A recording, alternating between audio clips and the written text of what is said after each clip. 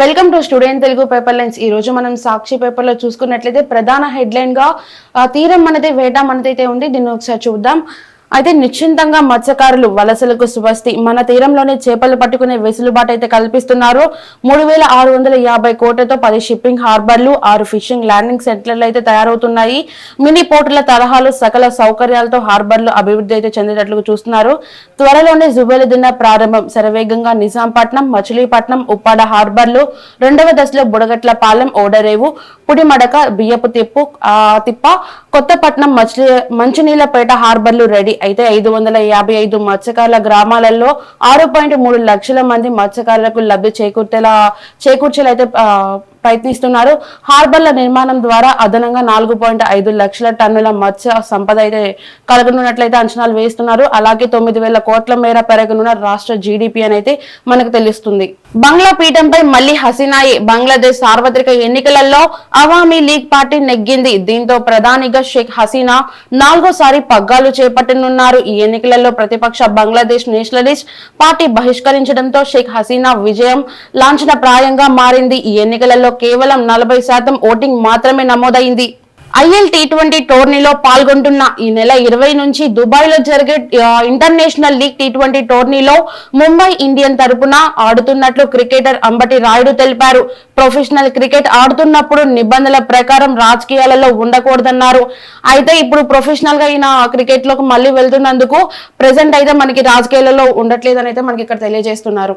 ఇక్కడ మనం మరో వార్త చూసుకున్నట్లయితే లోకేశం మాకొద్దు, పరువు పోతుంది అని అయితే అంటున్నారు. దీన్ని ఒకసారి చూసుకున్నట్లయితే తెలుగుదేశం పార్టీకి లోకేష్ తలనొప్పి పట్టుకుంది. ఆ పేరు వింటేనే ఆ పార్టీ నేతలు బెంబేలెత్తిపోతున్నారు. ఆయన వల్ల పార్టీ పరువుతో పాటు తమ పరువు పోతుందని లబోదిబోమంటున్నారు. తమ నియోజకవర్గాలకు ఆయన రాకుండా చూడాలని ముఖ్య నేతలు బహిరంగంగానే వేడుకుంటున్నారు. లోకేష్ ప్రసంగాలు వ్యవహరించే శైలి వల్ల ఉన్న ఓట్లు కూడా పోయే పరిస్థితి ఉందని వారు వాపోతున్నారు. లోకేష్ మాట్లాడేటప్పుడు అన్ని తప్పులు మాట్లాడడం, తెలుగు పదాలు సరిగా ఉచ్చరించలేకపోవడం సోషల్ మీడియాలో లోకేష్ వల్ల అయితే వైరల్ అవుతున్నట్లు మనకి ఇక్కడ తెలియజేస్తున్నారు. అయితే లోకేష్ మాట్లాడే విధానం వల్ల అయితే ఓట్లు కోల్పోయే పరిస్థితి వస్తుందని అయితే ముఖ్య నేతలు అయితే అనుకుంటున్నట్లు మనకి ఇక్కడ తెలుస్తుంది. ఇక్కడ మనం మరో వార్త చూసుకున్నట్లయితే మనసున్న సీఎం జగన్ అని అయితే ఉంది. దీన్ని ఒకసారి చూసుకుందాం. అయితే దేశంలో ఎక్కడా లేని విధంగా ఏపీలో గిరిజనులకు అత్యధికంగా మేలైతే చేకూరినట్లు తెలియజేస్తున్నారు.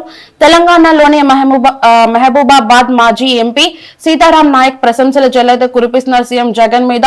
జగన్ పాలనలో తాండాలకు రోడ్లు, నీళ్లు, న్యాయమైన విద్య, మెరుగైన వైద్యం, అలాగే సంక్షేమ పథకాలతో గిరిజనులందరికీ లబ్ధి చేకూరిందని అయితే అంటున్నారు. రాజకీయంగా అధిక ప్రాధాన్యం ఇస్తూ జగన్ ప్రభుత్వాన్ని మళ్లీ గెలిపించుకొని మరింత అభివృద్ధి చెందుదామంటున్నారు. అలాగే గిరిజన శంకారావం సభలో గిరిజన సంఘాల నాయకులకు ఎంపీ సీతారాం నాయక్ అయితే పిలుపునిచ్చినట్లయితే మనకి ఇక్కడ తెలుస్తుంది. ఇక మనం ఆంధ్రజ్యోతిలో చూసుకున్నట్లయితే జగన్ కు ఇప్పుడంతా రివర్స్ అనేది ప్రధాన హెడ్లైన్ గా ఉంది. దీన్ని ఒకసారి చూసుకున్నట్లయితే మనం ఎమ్మెల్యేల స్వరమే కాదు చూపులు కూడా మారుతుందని అయితే ఉంది. పోలవరం నుంచి రాజధాని అమరావతి విధ్వంసం దాకా సీఎం జగన్ తీసుకున్నటువంటి రివర్స్ నిర్ణయాలు. ఎన్నికలకు ముందు జగన్ అందరినీ అన్నా అన్నా అంటూ కౌగిలించుకున్నారు. తీరా గద్దెనెక్కాక వారందరినీ దూరం పెట్టారు. ఎమ్మెల్యేలను పూచిక పులిలా తీసివేశారు. ఎవరో కొద్ది మంది సన్నిహితులను తప్ప ఎమ్మెల్యేలను, ఎంసీలను తాడేపల్లి ప్యాలెస్ లోకి రానివ్వలేదు. 4.5 ఏళ్లుగా అపాయింట్మెంట్ అడుగుతున్నా ఆయన దర్శన భాగ్యం దొరకని ఎమ్మెల్యేలు ఎందరో.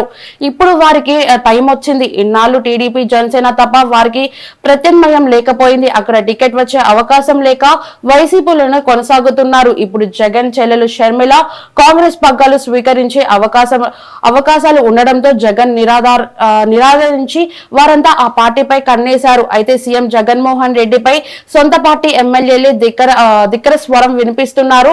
సర్వేల పేరు చెప్పి తమకు టికెట్ నిరాకరించడంతో రగిలిపోతున్న వారు పక్క చూపులు చూస్తున్నారు. టీడీపీలో ఛాన్స్ లేకపోతే కాంగ్రెస్ రూపంలో ప్రత్యామ్నాయం కనిపిస్తుంది. పైగా వైఎస్ రాజశేఖర్ రెడ్డి కుమార్తె షర్మిల పీసీసీ పగ్గాలు చేపడుతున్న వార్తతో అత్యధికులు అటే చూస్తున్నారు.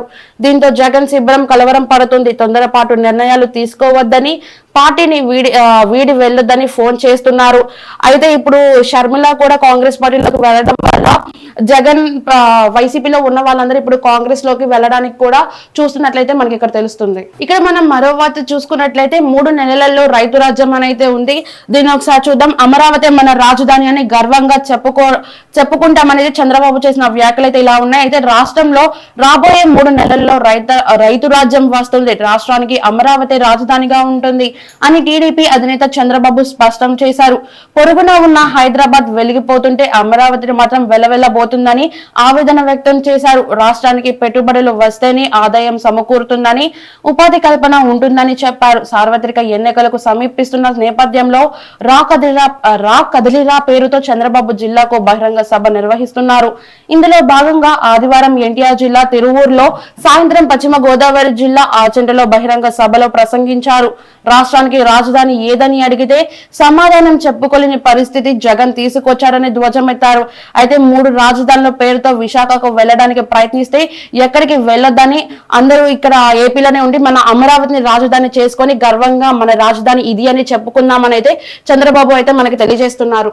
ఇక్కడ మనం మరో వార్త చూసుకున్నట్లయితే ఓట్ల అక్రమాలకు కళ్ళం వేస్తారని అయితే ప్రశ్నిస్తున్నారు. దీన్ని ఒకసారి చూసుకున్నట్లయితే నేడు రాష్ట్రానికి సిఈసి రాజీవ్ కుమార్ రాక, అలాగే 2 కమిషనర్లు అధికారులు కూడా వస్తున్నట్టు తెలియజేస్తున్నారు. రేపు ఉదయం పార్టీలతో భేటీ అనంతరం ఓటర్ల జాబితాలో అవకతవకలు ఏర్పాట్లపై సమీక్ష నిర్వహిస్తున్నారు. అయితే రేపు సిఈసితో బాబు పవన్ భేటీ అయితే కానున్నారు. త్వరలో రాష్ట్రంలో జరిగే లోక్సభ, అసెంబ్లీ ఎన్నికల నిర్వహణపై కేంద్రం ఎన్నికల కమిషనర్ దృష్టి సారించింది. ఏర్పాట్లు సన్నద్ధత పర్యవేక్షించేందుకు ప్రధాన ఎన్నికల కమిషనర్ రాజీవ్ కుమార్, కమిషనర్లు అనూప్ చంద్ర పాండే, అరుణ్ గోయల్ సోమవారం రాత్రి విజయవాడకు రానున్నారు.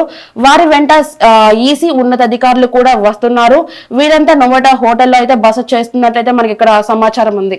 ఇక మనం ఈనాడు పేపర్లో చూసుకున్నట్లయితే వాయిదా వీరుడు అలాగే అవినీతి ధీరుడు అని అయితే ప్రధాన హెడ్లైన్ గా ఉంది. దీన్ని ఒకసారి చూసుకున్నట్లయితే సిబిఐ కేసులో వాయిదాలే ఊపిరిగా జగన్ అయితే ఉన్నట్లు తెలియజేస్తున్నారు. అలాగే జగతి పబ్లికేషన్ కేసులో తాజాగా 381 సార్లు వాయిదా వేసినట్లు తెలుస్తుంది.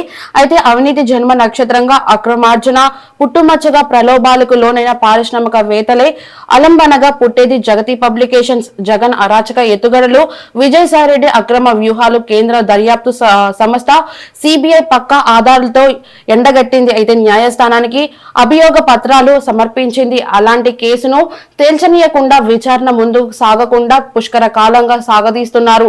వాయిదాల వీరుడు జగన్. సిబిఐ కేసు 381 సార్లు, ఈడీ కేసు 251 సార్లు వాయిదాలు పడ్డాయంటే ఆయన ఘనతను అర్థం చేసుకోవచ్చు. తాజాగా జగతి పబ్లికేషన్స్ కేసు శుక్రవారం సిబిఐ కోర్టులో విచారణకు రాగా మళ్ళీ ఫిబ్రవరి 15కు వాయిదా పడింది. ఏ ముఖ్యమంత్రి అయినా పారిశ్రామికవేత్తలతో సమావేశం అయితే మా రాష్ట్రంలో పెట్టుబడులు పెట్టండి అంటారు, వీలైన రాయితీలు ఇస్తామంటారు.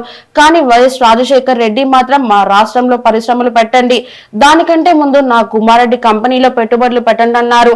జగన్ కంపెనీలో వాటా పెట్టిన వారికే రాయితీలు ఇచ్చారు. అవినీతిలో కొత్త అంకానికైతే తెరలేపారు. అలాగే అరాచకంలో సృజనాత్మకతను ఆవిష్కరించారని అయితే అంటున్నారు. అయితే జగన్ పాలనలో ఇన్ని వాయిదాలు అయితే ఏ ముఖ్యమంత్రికి పడలేదు. జగన్ ప్రభుత్వంలో ఉన్న మన వైఎస్ జగన్ కే పడుతున్నట్లయితే మనకు తెలుస్తుంది. మరో ముఖ్యమైన వార్త చూసుకున్నట్లయితే అంగన్వాడీలు విధుల్లో చేరేందుకు నేడు డెడ్ లైన్ అయితే ఇస్తున్నారు.